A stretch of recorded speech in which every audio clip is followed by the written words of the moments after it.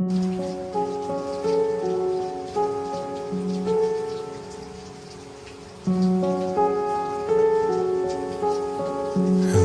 darkness, my old friend.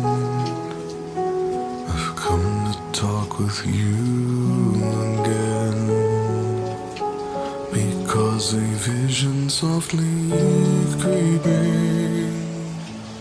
left its scenes while I was sleeping, and the vision that was planted in my brain still remains within the sound of silence. In restless dreams I walked alone,